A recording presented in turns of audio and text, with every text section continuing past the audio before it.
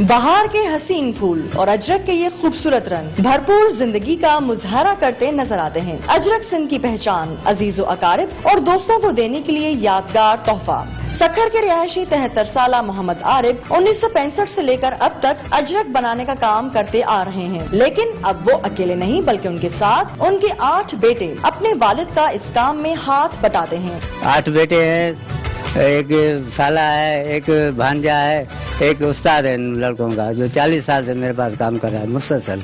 काम करते थे, ये अपनी सिंध की सकाफत है। हमको काम तो अच्छा दिल लगन भी है इस काम से, ताकि मैं 1965 से ये काम कर रहा हूँ। 65 से आज तक यही काम करते आ रहे हैं। मोहम्मद आरिफ को ये काम करते हुए 45 साल से ज्यादा का अरसा गुजर चुका है। पहले अजरक बनाने का काम कारखाने में करते थे, लेकिन कारखाने पर कुछ बाअसर लोगों के कब्जे की वजह से मोहम्मद आरिफ ने अपने घर में ही अजरक बनाने के लिए कमरे मखसूस कर लिए हैं। ये इधर 100 कारखाने थे, कम से कम 10,000 मजदूर काम करते थे। आमदनी होती तो वो 100 कारखाने बंद नहीं होते। हमारा एक ही कारखाना अब रह गया। आखिर जिसको आमदनी होती है तो काम बंद तो नहीं कर सकता ना। गुजर सफर हो रहा है, बड़ी मुश्किल है। इसी वजह से तो हुकूमत से ताउन की जरूरत करते, कोई ताउन हो जाए तो कुछ हमारा जो है सर। अभी जगह ही बड़ी मुश्किल से बना पा रहे हैं। शादीशुदा बेटे होते हैं तो उनके लिए जगह बड़ी प्रॉब्लम हो जाता है। अभी पेट का करे, जगह का करे। मराहल इसमें काफी कम से कम 10-12 मराहल है इसके।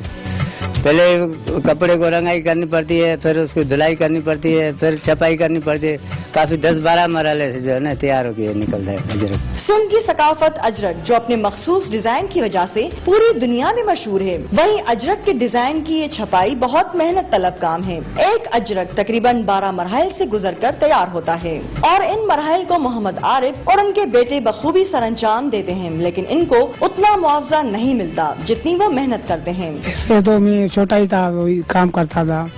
मेरे को तकरीबन 25 साल हो गए ये काम करते हुए। ये बहुत अच्छा लगता है। वाले साहब के घर में सारे भाई इकट्ठे काम करते हैं, ये वो अच्छा लगता है। बाहर भी करे तो क्या है, 6,000, 7,000, 8,000 पगार मिलेगी और क्या मिलेगा।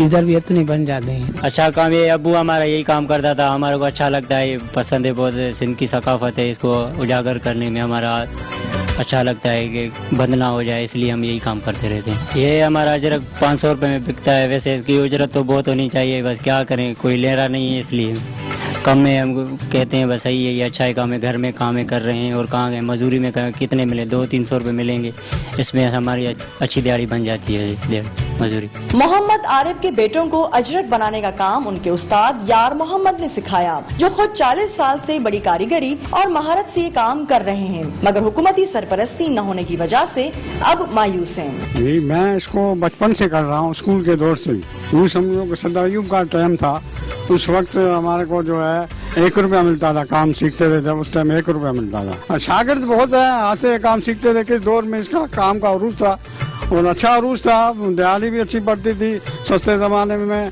इज्जत भी बहुत थी। अब वो बात नहीं है जो अब पहले बात थी। हम क्या करें, हम मजबूर हैं।